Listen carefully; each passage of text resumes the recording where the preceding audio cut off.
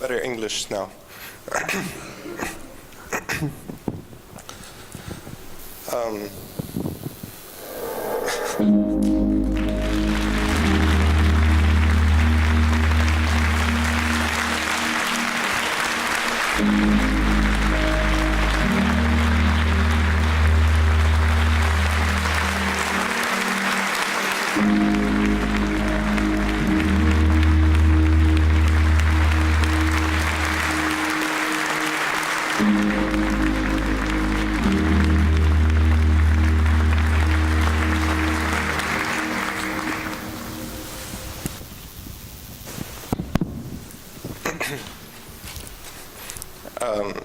I would like to think that I look better than I looked in the movie now.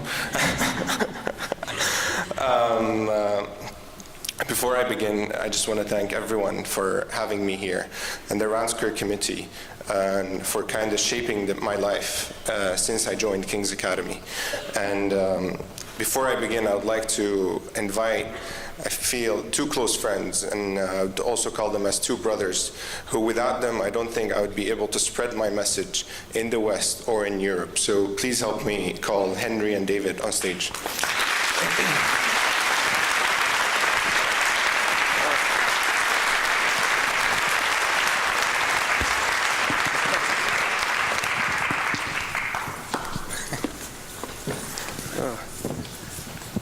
I'm going to get you back for that. Before we go into the question, it's just to give more information about what happened. And so in 2013, I've come to a decision. I've stood in front of the mirror and I was like, if I really want to participate in the future of Syria and have an impact, I must continue my education. Because at that moment, I was out of school for 3 years due to the war. Therefore, the only decision was to leave. And it was either to go to Canada, because I was born there and I held the citizenship, or to stay in the Middle East and go to a nearby country. And the decision was tough, whether to go to Canada and receive my right and get a full education, a very prestigious education, or stay in the Middle East. But at the same time, I decided that if I really want to participate in this future of this region, the Middle East or Syria, I really need to stay here and understand how it all works. And therefore, I moved to Jordan. And at first, because the move was tough, I began working straight away. I actually went to work the next day I arrived to Jordan, and I began an internship at a tech company. A month after that, I received a job at a startup, and I kept working with them. But I stopped for a second, and I was like, the main reason why I'm in Jordan is to continue my education. So I began looking for schools in Jordan that will allow me to do so. However, unfortunately, most of the schools that I applied to in Jordan rejected me. And they're like, first, you're too old for our class. And second of all, you don't meet, you can't pay the tuition. I was like, does it really matter how old someone is or their financial capabilities if they want to continue their education? And they're like, we wish you all the luck. I was fortunate to be working with one of King's alumni, King's Academy in Jordan, and she suggested the idea of applying to the school, and I did so. And after a series of interviews, an acceptance test that I failed because I spoke no English. When I did so, they're like, we'd like to give you another chance. So I began studying. I got a book. It was Algebra 2 math. And even though I had no idea what I was looking at, I was like, I need to go through it, and maybe I'll understand something on the test. So I did so, took the test the second time.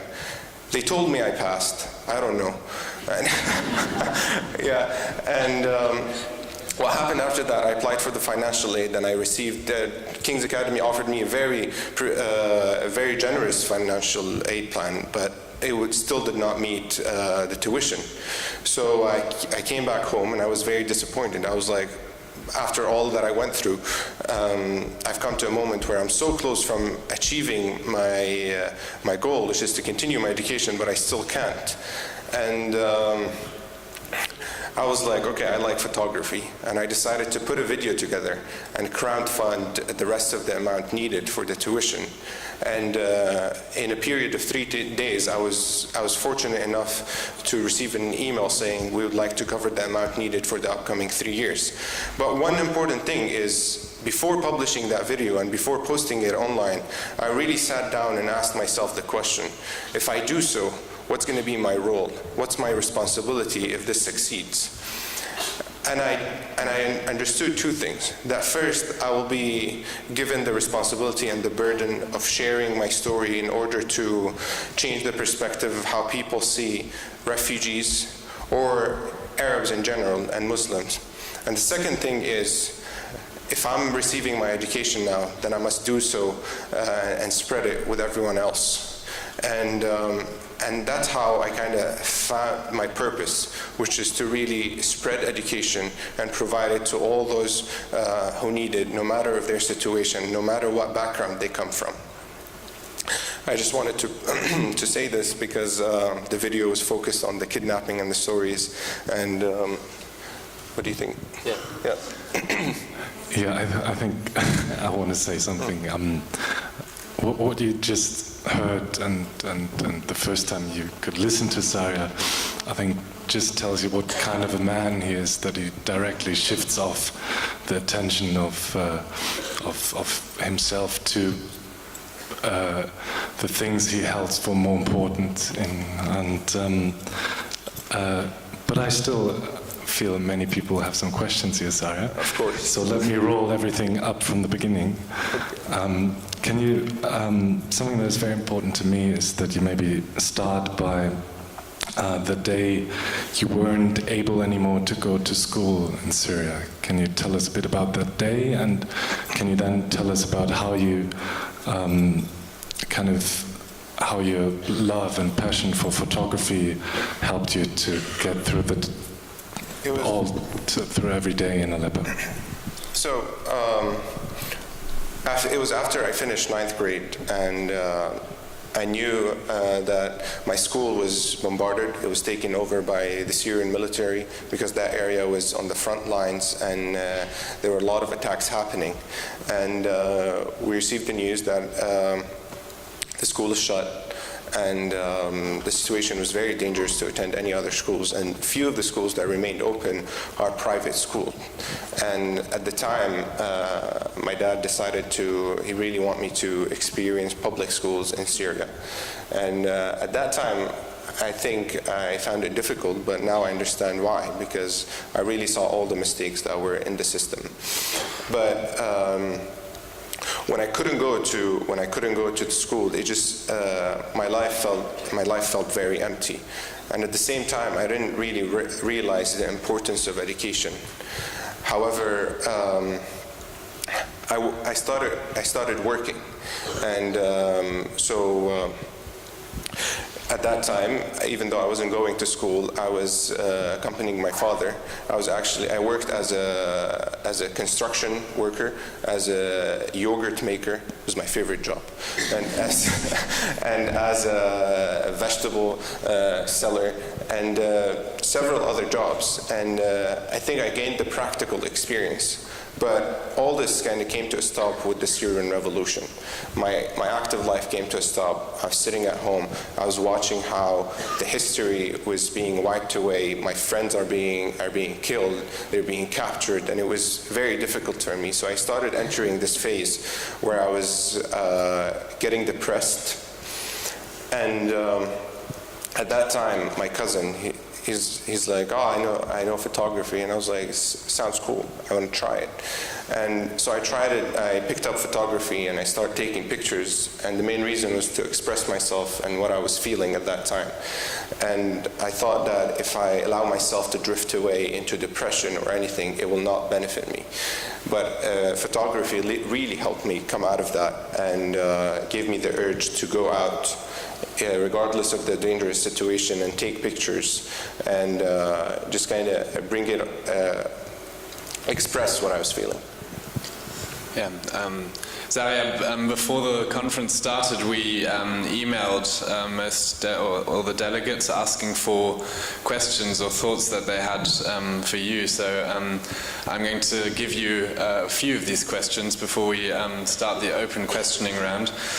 Jack Baxter from Trinity Anglican School is asking, how did being kidnapped twice change you? Personally, what was the experience like you take from that experience, basically? I think when I talk about it, I just don't want to give the impression that it was a good thing. It was a horrible thing, and but I think it really shaped who I am today. And the simple fact that I was shocked because I came back home with a smile, and I wasn't traumatized. In fact, my family thought that there was like something wrong with me because I wasn't traumatized, and I was like no. And another funny thing is my kidnappers actually, after a month, called my house to check on me. They're like, "Hi, how are you?" And I'm like, and my mom picked up the phone, and she's like, she didn't know who they are, and then she closed the line, and she looked at me, and she's like, "You know, this person was asking about you." I'm like, "Oh, those are the people who kidnapped me." And so the experience really, I think going through these difficulties really shaped me in a way where I was able to value my life more, and I was able to really see that, okay, I was able to go through this, and I survived, and there's really a reason behind my survival, and there's a bigger message, a bigger picture that I need to show the people. And I think it changed my perspective on how the world works, and it really strengthened my idea of nothing can happen to you unless it's meant to be, whether it's good or bad. And this helped me accept any situation that will encounter me in the future. Yeah, the next question is from Robert Mack from the Chadwick School. And it's actually in that direction. He asks, how have your experiences in any way influenced your worldview, and especially your view of human nature and humans as a whole? I think, as you saw in the video, I want to just tell you about the guy that told me, "You're like a brother to me." So when I was first kidnapped, the first day we were sitting I was in the car blindfolded, and at one point they stopped the car, everyone in the car leaves, and I was there alone. And so I tried to do something smart. I kind of laid my back backwards and to see through the blindfold, and I just to sense what they're doing. And they were painting the car with mud in order when they drive in the dirt, whether satellite pictures or jets won't be able to see them. And then this guy opens the door, and he sits inside the car in the front seat, and he's like, "What's your name?" And I'm like, "Saria." And he's like, "I don't know you, and you don't know me, but you're like a brother to me. What happens to you happens to me." And it is crazy at that point to really trust someone who told you this, especially if you're in a situation where you're being kidnapped, and for someone just to open the door and be like, "Oh, you're like my brother, and whatever happens to you happens to me." It is very strange, but at that moment I was very weak that I needed someone to trust. And I accepted his offer, and I was like, "I accept you as a brother." And he's like, "Okay." And then this same person comes to me after 2 days, and I was like, you're the person who told me you're like my brother." And he's like, "Exactly."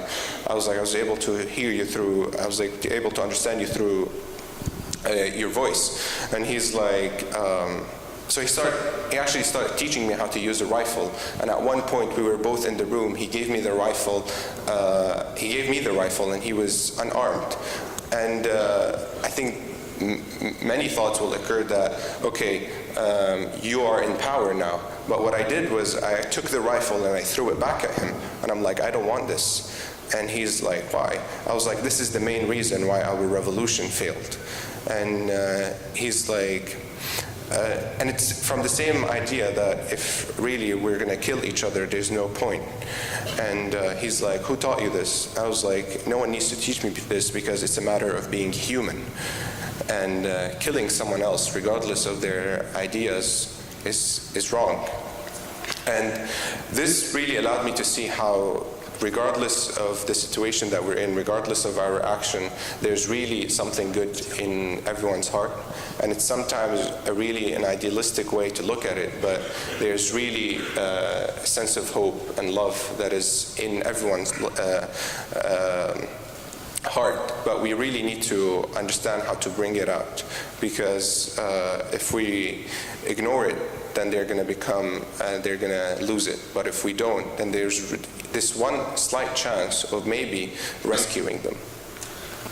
Sorry, I have a little follow-up question. You talked about trust and the man who kind of opened himself up to you. I'd like to have you also talk about paranoia and fear, maybe in between the Syrian people, and how it can be possible that one boy, one man is kidnapped by two enemies and kind of. How is it possible that I was kidnapped from two sides? What do you think, when you talk about the human aspect, how can it happen? What kind of drives people to not see that you didn't mean any harm to both of them? Well, I think whether it was the regime or the Free Syrian Army, they were at a point where they're very paranoid, because the regime was feeling very protective, and they're fighting that, and anyone, regardless of what they did, will severely impact them. That's why they kidnapped me. And the same, I think, with the Free Syrian Army. But I felt there's a lot of hatred on both sides, because really they were there to kill each other, and it wasn't there to negotiate a solution, but instead to really kill each other and end each other. And I was thrown in between. So when I was taken by the regime, and then a month later taken by the Free Syrian Army, I told the people who kidnapped me, I was like, you're accusing me of working with the regime, but I really just got taken by the regime. So how's this possible? And they didn't believe me, because of how much hatred, how hatred blinds them. And so I think the idea of not listening to one another and constantly having the idea of we're going to kill each other, we're out there to kill each other and enforce our power, changed their perspective and allowed them to do whatever they thought is right. Okay, so I'd like to ask one more question from the emails that were collected before, and then we'll start an open questioning round, as I guess everyone is quite eager to ask Saria even more. But there's a question from Colombia, from Juan Felipe from Colegio Los Nogales. He says, recently a peace treaty was signed in his country, in Colombia. Do you believe Syria can achieve peace? And if so, what would it take for it to happen from your personal perspective? That was a tough question. Actually, I was lucky enough to encounter another Colombian student yesterday. Her name is Paula. She's right there, actually. And we talked about this. And obviously, I'm no political expert, but it is possible to achieve a peace treaty if everyone really takes a step back and stops poking the situation there. Because as you can see, everyone wants to be involved in Syria. It is like all the countries are fighting within Syria, and it's not only it's different now.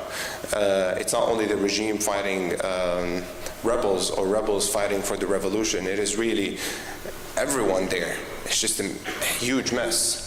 And if kind of we take that a step, we have them take a step back and really allow the people to emerge and start dealing with their own problem and do their own peace treaty, instead of having US and Russia come and do their peace treaties and then feel sensitive toward each other because one side refused to sit with the other. Really, we should allow the Syrian people to pick a representative group within themselves to create such peace treaty and allow them to and hear their voice, instead of just going in there thinking that I have the right solution. Okay. Yes, thank you, Saria, for that insight.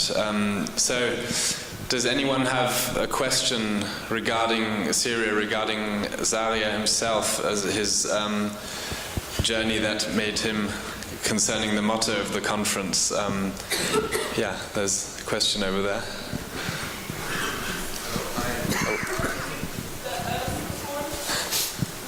Sounds good. It works. Hello, I'm David from Schule Schloss Salem. Thank you for sharing your emotional story with us. And I wanted to ask, are you regretting that Facebook post saying all those who kill their own people are traitors, which started everything, or are you kind of glad that you did it and that this whole story, your journey that gave you the courage to share your story and the courage to forgive? I actually don't regret it, because one thing I was able to understand when I was in that investigation room is if it is in my hand if I show them whether I'm weak or strong. And so one thing that when he told me I'm going to put you in a place where even God knows where you are, I was like, okay, do you want me to tell you the truth, or do you want me to tell you something that will make you happy? Because these two things are separate things. And if I want to tell you something that will make you happy, then I'm going to say I'm guilty and all of that, and I'm wrong. But that Facebook post, when he sat me down and he's like, okay, he's like, are you with the regime or against the regime? And if anything happened in your life, don't say you're against the regime in an intelligence center. It's bad, trust me. And he's like, are you with the regime or against the regime? And I was like, in fact, because I have no idea what you're going to do to me, I would like to tell you that I'm against the regime, but let me explain why. And he's like, you dare tell me this here? And I was like, yes. And he's like, why? And I was like, when you're trying to go get a simple thing such as diesel from a gas station in order to harvest your plants, and someone take your right and threatens you and doesn't allow you to do so, and you go to a security checkpoint of the Syrian army who's supposed to protect you, that is standing only 100 meters away, and you ask them for their protection, and they say, go solve it by yourself. We're not here to serve you. I was like, and if you were in my position, would you be with the government or against the government? And that question left him silent. And at that point, I thought about it, and I was like, no matter how, reckless it was to do a Facebook post, but at the same time I'm doing something that I have the right to do, the basic right to do, which is to express myself and express my ideas. And I wasn't directly attacking, I was simply stating a fact. So to answer your question, I actually don't regret it, and I don't regret it. Okay, cool.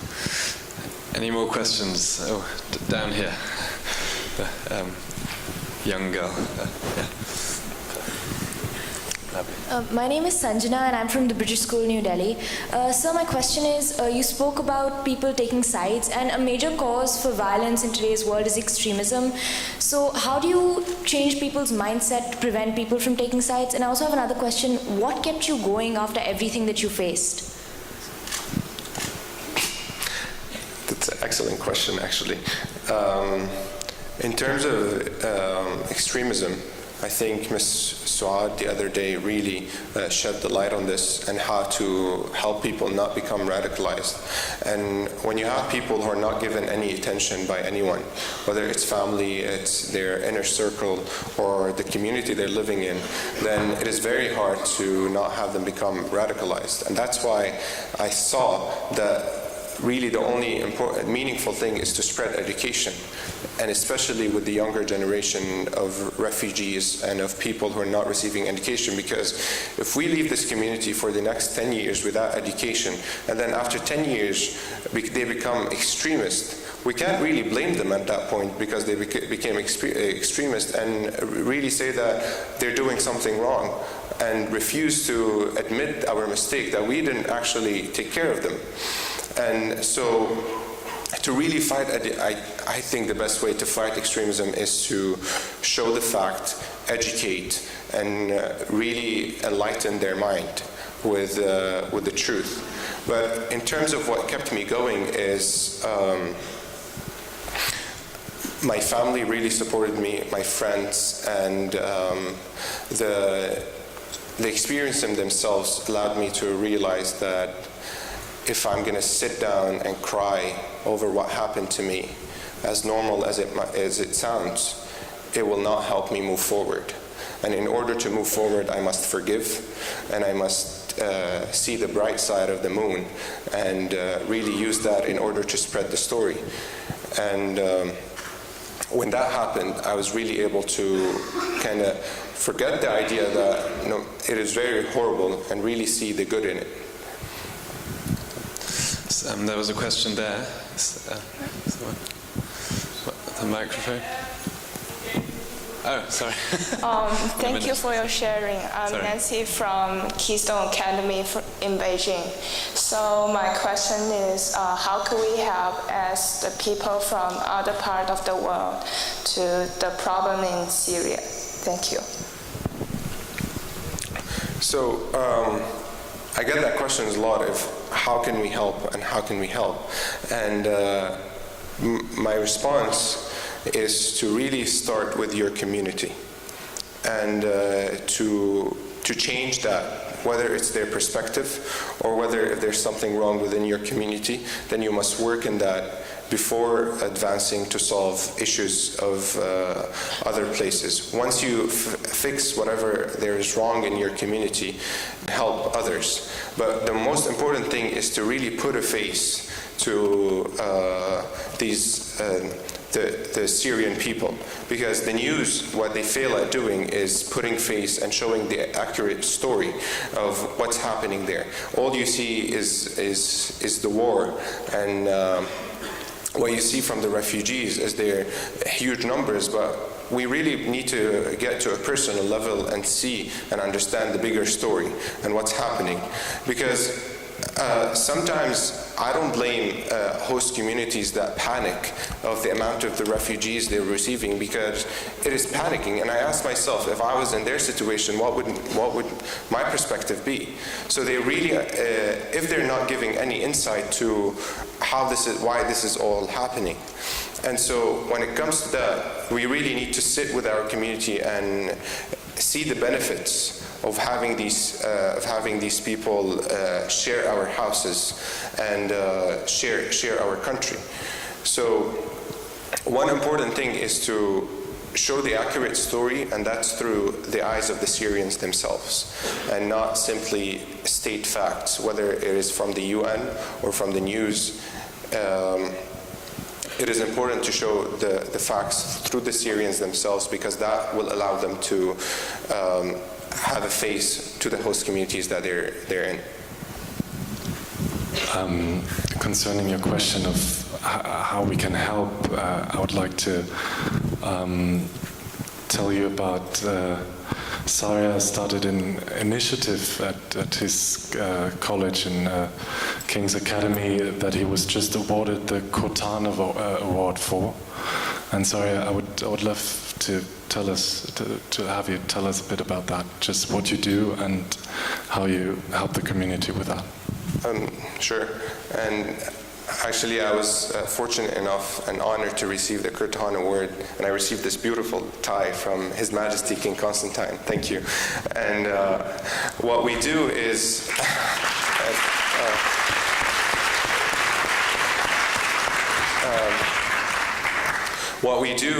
we started an initiative called Fikra al-Mashi, which means idea on the go. And our mission is to educate the give the refugees a tool to educate themselves and their community through the use of technology. The group that we work with, the population that we work with, is urban refugees in Jordan. And I'm not sure if you're familiar with urban refugees, but the term means refugees who are scattered across the country and not living in camps. And according to the UNHCR, most of the refugees that are living in Jordan, from the huge numbers, are urban refugees and are not refugees living in camps. And the difference between the two populations is that the urban refugees, unlike the refugees living in camps, are not provided with basic education, basic health care, and they're completely marginalized by the international community. And therefore we two of my friends and I decided to act and to spread education through the use of technology. And what we do is we go into their communities, we bring a group of children, and we work with them by applying the SOUL method, which is the self-organized learning environment, where every 4 students get to share one laptop. They sit down, and we use that to teach them English, public speaking, and research, and the ability to identify questions within their communities and answer them. But the other objective of the initiative is to really empower the refugees, because when they see that they're given the tool, they're given the attention, their whole perspective of their future changes, and they see that there's hope for their future, and it's not simply they are a burden on someone else. Okay, we have time for 2 more questions. Okay. Yes, the gentleman in the green jumper and the young lady in the jumper there. Yeah? You missed one there. Oh, we only have time for 2 more. Wen? Im Grünen und hier vorne. Good morning, Saria. Thank you for coming here and sharing your incredible story with us. My name is Cole Shagas from Strathcona Tweedsmuir School in Canada, and I've been reading about the Syrian conflict in the news a fair bit recently. This morning I actually came across an article mentioning that the airstrikes in Syria have killed more than 300 ISIS fighters in the last month. However, Russian airstrikes have also killed even more civilians in a similar time period. So my question, having experienced the conflict and the airstrikes firsthand, how do you believe they've affected Syria? Sorry, can you repeat the last part of the question? Yes, having experienced the conflict and the airstrikes firsthand, how do you believe they've affected Syria? How they've benefited Syria? Affected Syria. I think, again, this is just my own idea. Obviously, there are a lot of political benefits for them, maybe, but from what I've seen is that the airstrikes actually, in fact, the whole reason why the recent treaties peace, the one that covered the whole country, was broken is when U.S. airstrikes bombarded troops, Syrian troops. And their whole justification for that, well, they're like, we didn't know whether they're Syrian army or ISIS, so we bombarded them. And I think that's a clear justification to how it is, because when you're up in the air and you have the ability to bombard anyone and you have that power, your attention shifts, and it becomes of personal interest. And whether it's the Russians who are killing civilians every day, large amount of civilians, or whether it's other countries who are fighting ISIS, but at the same time causing conflict. We can see how the effect of having several countries interfere in the situation of a not very big country such as Syria affects the civilian and affects the civilians in a negative way. Because at the same time, while we're bombarding ISIS troops and it's on the news we're killing 300 people, we should really stop for a second and think about the civilians that are dying at the same time. I don't believe that only 300 people of ISIS were killed. And my question to that would be, really, who gave you the numbers inside? Did you count them and you saw that each one of them belonged to ISIS? And if there's 1% of them that did not belong to ISIS, then how do we stand from that? And how do we really face our decision of killing civilians and children within a country under the name of trying to achieve peace? So, in a simpler way, how they affected the country, I think they've left us more weak and they've left us more divided. Hi, my name is Aaliyah and I'm from Latimer Upper School in London, and first I just wanted to thank you for the incredibly inspiring video and Q&A session that moved lots of us to tears. And I wanted to ask, in the terrifying moment when you were at gunpoint, how did you find the courage to say the words and the words themselves that caused the guard to retract his gun and not to kill you? Thank you. I hope that no one would be mad at me if I say that I have no idea how I got these words and said them in front of them, because it is crazy. You should not say that to someone holding a gun to you, because you're intimidating them and they might just do it. And it's crazy, you shouldn't do it. But I think at that moment, I grew up with the lesson from my dad, which is nothing is going to happen to you unless it is meant to be, whether it's good or bad. And at that moment, I was really depending on that idea of, let me see what's going to happen, because I am weak and I'm vulnerable at this moment, and whether I'm going to survive. In my death, there's an effect on them that they've killed an innocent Syrian boy, one of them. That's one thing. And so even at that moment, I realized that even if I die, I will be serving a higher purpose, which is I am showing the mistakes that they have within them. And the second thing, I knew that if I didn't die, then I will be able to show them that I'm really honest and they're accusing me of something wrong, and the fact that I am innocent. And so when I told him, shoot, he froze and he couldn't do it. And I think the way he looked, I wasn't able to see the scene because of my blindfold, but the way he looked and how everyone in the room looked at him, I think that left a severe impact on their mindset and how they think. And I think that allowed me to gain the courage to even challenge several other ideas, several other threats that they've thrown at me in the future. And I think I've told you the one where towards the last day when they're like, oh, you're leaving today, and one of them, he's like, I'm going to take a souvenir from you. And I thought that he wants maybe my shoes, my pants, my sweater or something. And he's like, he pulled out his knife and he's like, no, I want one of your fingers. And at that moment, I was like, okay, then I accepted the fact that if you want one of my fingers, then it's meant for that finger to be cut. And so I placed the 10 fingers on a table, and I was like, choose the one you like. And he's like, he couldn't do anything. He just put it back.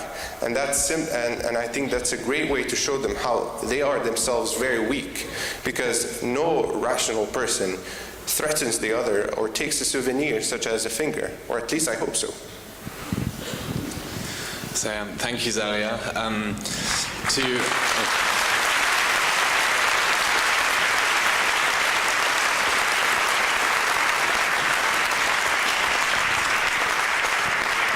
So yeah, I hope that you all got the most heartful insight into someone who's been through what's going on in Syria, and can have your own personal view through Saria's eyes and through what Saria had to feel. And I think it's very special for him to be here today, not only as someone who's been to Aleppo, but someone who's a Round Square student like all of you are. And this is one point, I believe, very strongly, that shows you that this is not a conflict somewhere very far away, that some people very far away, very high up will deal with, but it's a conflict that each and every one of us is involved with and can change by starting, as Saria said, at your local community. Start very small, but it is a change, and every change, I believe, is a thing that Round Square teaches us all the time. As a small change can change the whole world in the end. So thank you, Saria, very much for showing us this once again. Thank you.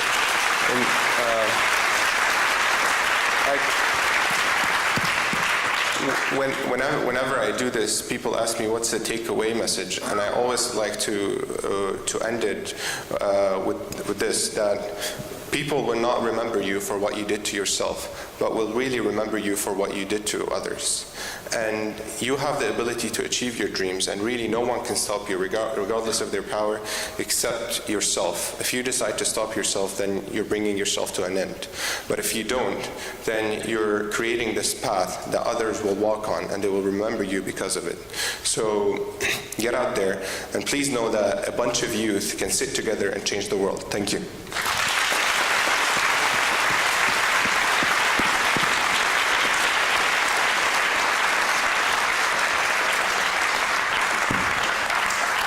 So thank you, Saria, for sharing this incredible story with us, and thank you, Henry and David, for making it possible to share such an inspiring people to so many people. So please accept this gift as a token of our appreciation.